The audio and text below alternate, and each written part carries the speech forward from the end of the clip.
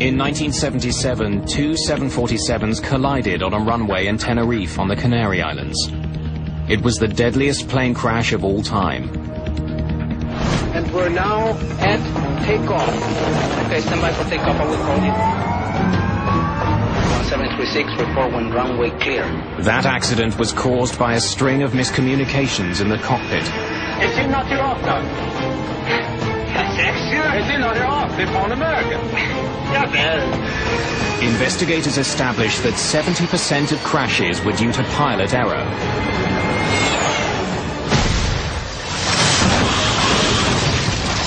Both of these accidents, Tenerife and 401, what you see is crews dedicated to doing a good job, but not realizing that they're human, not realizing how many things can go wrong if you don't appreciate how human beings fail.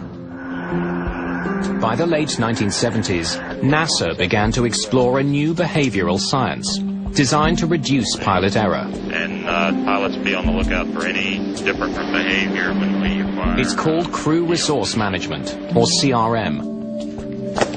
Crew resource management simply means that we're not going to have one pilot leading and everybody else following. It means that the captain has to be a leader and listen to and interact with his subordinate crew members, and the subordinate crew members have to speak up.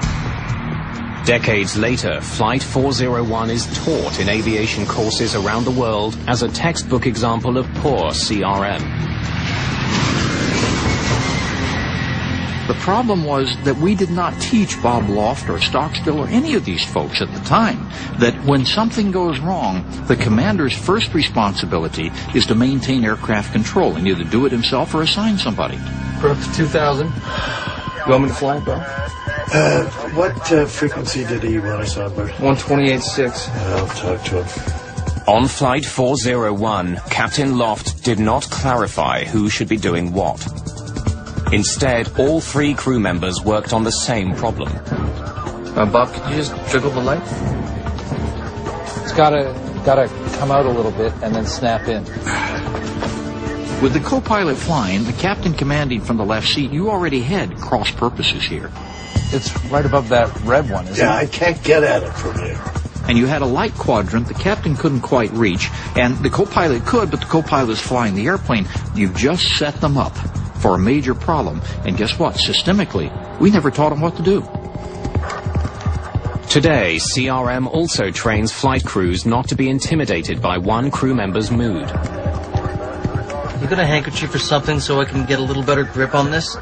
Anything I can do it with? Get down there and see if that damn This thing... won't come out, Bob. So if the leader is having a problem, in this case with a light bulb, Okay. You got it sideways then. and he's really irritated at it, and the co-pilot has now made the problem worse. Co-pilot's not going to be happy with himself over that. I don't know what the hell's holding that damn thing in there. Don Repo is not going to be happy that he got downstairs to try to solve the problem, and he couldn't see anything, and he's got to come up and report that. I don't see it. They're all tense. It's not lined up. I can't see it. And when you get a crew like that tense, it's not to turn around to the captain and say you shouldn't have done that. But this is part of the evolution of what air safety has now learned and been able to teach so many other industries. The enduring legacy of Flight 401 is the delegation of specific tasks in the cockpit. The result is fewer crashes. There was also much more bizarre fallout from this crash. For a while, it seemed that the crew of Flight 401 was haunting other Eastern Airlines flights. For some time after the crash, flight crews and passengers report seeing lifelike apparitions of Flight 401's crew.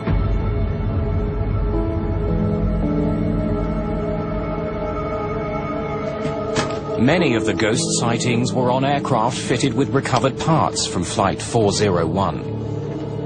The ghost stories spread quickly. One book devoted entirely to those stories suggests that the ghosts were there to protect passengers and crew from further mishap. The official reaction at Eastern Airlines to these ghost stories was one of absolute eye-rolling denial in public, and in private, a certain bit of panic. There are so many ghost sightings that eventually Eastern Airlines removes Flight 401's cannibalized plane parts from all other aircraft.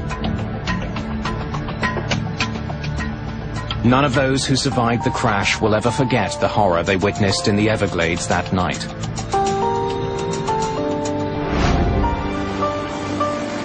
And 35 years after their ordeal, many of them returned to that swamp to finally recognize the heroic efforts of Bob Marcus. We're here today to recognize and to say thank you.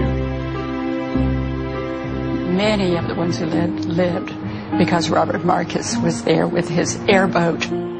He saw them drowning and decided that the thing that he could do would be to save the ones he could save.